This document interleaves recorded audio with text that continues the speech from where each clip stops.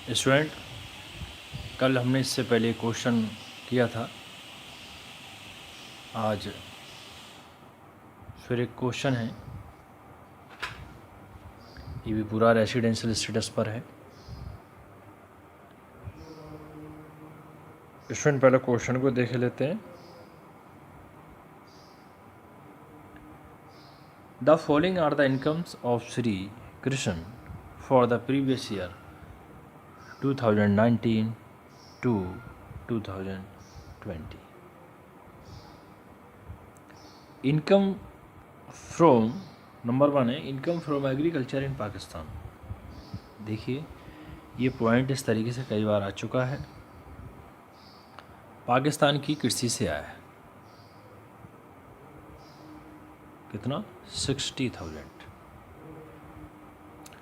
अब पाकिस्तान की एग्रीकल्चर से आए,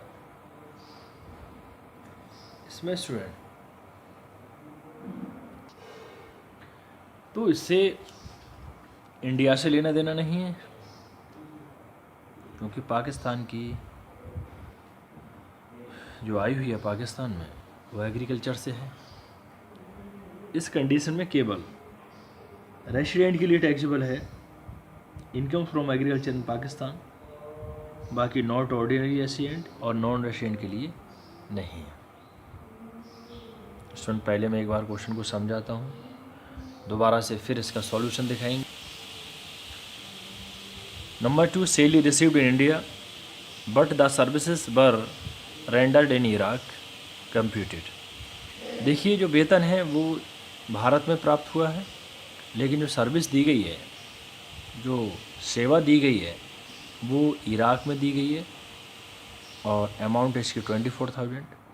स्टूडेंट, मैं पहले ही बता चुका हूँ, यदि कहीं भी कोई इनकम अराइज हो रही हो, कहीं भी कमाई गई हो, कहीं का भी कोई बिजनेस हो फॉर फॉरेन कंट्री, या फॉरेन कंट्री में कोई सैलरी प्राप्त की गई हो, सैलरी कमाई गई हो, वेतन, लेकिन उसकी रिसीविंग जो है वो भारत में है, तो वो सभी के लिए टैक्सेबल है।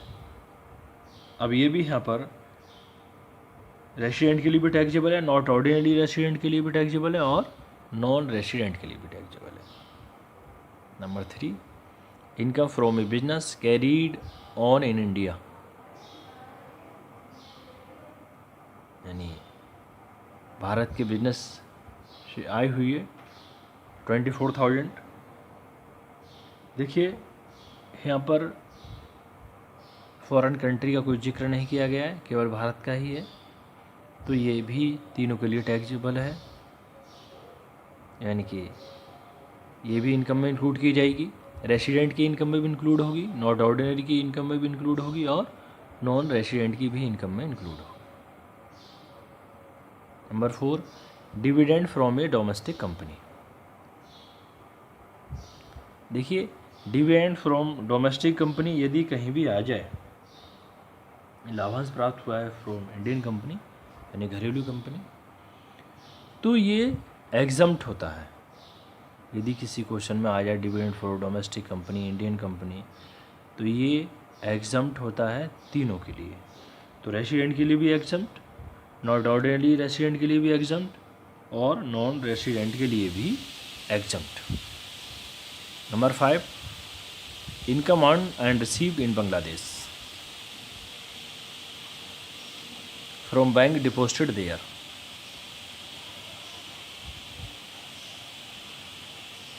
बांग्लादेश के जो इनकम अर्न हुई है और रिसीविंग हो रही है वो बांग्लादेश में है, और वहीं एक बैंक खाते में जमा कर दी गई, इसका कोई भारत से लेना देना नहीं है।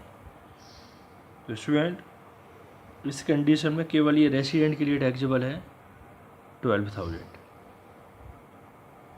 नेक्स्ट, अगला देखिए, income from business Ceylon but controlled from India and remitted to India 28,000। देखिए, यदि इसमें केवल यही होता income from business in Ceylon और deposit in a bank there, तो केवल रेसिडेंट के लिए ही होता। अब उसने कह दिया उसका कंट्रोल एंड मैनेजमेंट कहाँ से है, भारत से है। तो कंट्रोल एंड मैनेजमेंट वाली यदि लाइन आ जाए तो ये इंक्लूड होगा आपके रेसिडेंट में, नॉट ऑर्डिनरी रेसिडेंट में। नॉन रेसिडेंट में इसकी इनकम को इंक्लूड नहीं किया जाएगा, क्योंकि ना ही रिसीविंग भारत में नहीं है, ना ही भारत से अराइज है, केवल इसका कंट्रोल एंड मैनेजमेंट भारत से है। तो इस कंडीशन में केवल ये रेसिडेंट के लिए टैक्सेबल है, यानी रेसिडेंट की इनकम में इंक्लूड होगा और नॉट ऑर्डिनरी की इनकम में इंक्लूड होगा। अब इसे हमें करना क्या है इसमें,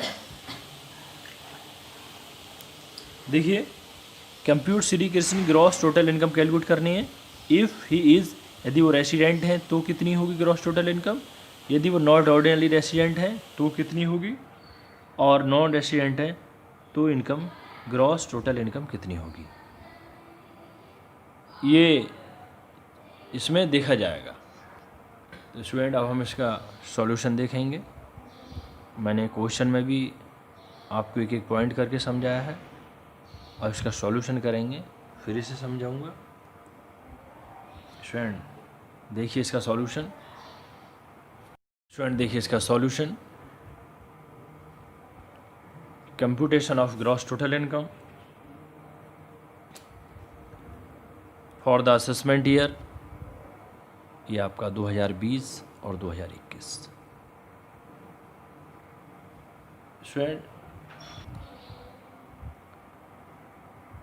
स्टूडेंट देखिए resident, number 2 not ordinary resident, number 3 non resident. Number 1 income from agriculture in Pakistan, Pakistan की कृषि से कोई आय हुई है तो ये केवल रेसिडेंट के लिए टैक्सेबल है, इसका भारत से कोई लेना देना नहीं है, क्योंकि जो निवासी है उसी के लिए टैक्सेबल होगा, जो रेसिडेंट की कंडीशन को फुलफिल कर रहा है उसी के लिए टैक्सेबल होगा। नॉट ऑर्डिनरी के लिए भी नहीं होगा और नॉन रेसिडेंट के लिए भी नहीं होगा। Number 2 salary received in India but the services were rendered abroad, यानी कि इराक। देखिए वेतन कहाँ प्राप्त हुआ है, भारत में, और जो सेवा दी गई है, जो जॉब कर रहे हैं वो एब्रोड यानी विदेश में कर रहे हैं, यानी इराक में, लेकिन रिसीविंग भारत में है। ये मैं पहले ही बता चुका हूँ कि यदि रिसीविंग भारत में है या एक्रूड भारत से है या एराइजन भारत से है तो ये तीनों के लिए टैक्सेबल होगा। इंडिया के साथ साथ उसका एक्रूड हो, एराइजन हो, रिसीव्ड हो, या भारत में सेवा की गई है, रिसीविंग विदेश में हुई है, इस कंडीशन में भी ये तीनों के लिए टैक्सेबल है। क्योंकि इंडिया से कोई भी इनकम यदि एक्रूड हो रही हो, उपार्जित हो रही हो, या उदय हो रही हो, या रिसीविंग हो रही हो, वो रेसिडेंट की इनकम में भी इंक्लूड होगा, नॉट ऑर्डिनरी की इनकम में भी इंक्लूड होगा, और नॉन रेसिडेंट की इनकम में भी इंक्लूड होगा। यहाँ पर देखिए 24,000 फॉर रेसिडेंट, नॉट ऑर्डिनरी के लिए 24,000 और नॉन रेसिडेंट के लिए 24,000। अब नेक्स्ट आता है number 3 income from A business in India, Bharat के बिजनेस से आय हुई है 24,000। अब इसमें क्या है, ना तो विदेश से कोई लेना देना है कि विदेश में फॉरेन कंट्री में रिसीविंग है, ना वहाँ एक्रूड एराइजन है, कुछ नहीं है। Income from A business in India, Bharat के व्यापार से आय दे रखी है, तो स्टूडेंट रेसिडेंट के लिए भी टैक्सेबल है, नॉट ऑर्डिनरी के लिए भी ये उसकी इनकम में इंक्लूड होगा और नॉन रेसिडेंट की इनकम में भी इंक्लूड होगा। जैसे 24,000 for resident, 24,000 for not ordinary resident, non resident के लिए 24,000। अब नंबर 4 आता है dividend from A domestic company, यानी लाभांश घरेलू कंपनी से। तो डिविडेंड फ्रॉम डोमेस्टिक कंपनी दे रखा हो या इंडियन कंपनी करके दे रखा हो, स्टूडेंट ये तीनों के लिए एग्जम्प्ट है। तो exempt for resident, exempt for not ordinary resident और exempt for non resident. Exempt exempt exempt लिखेंगे। स्टूडेंट इसके बाद number 5, income earned and received in Bangladesh from bank deposited there.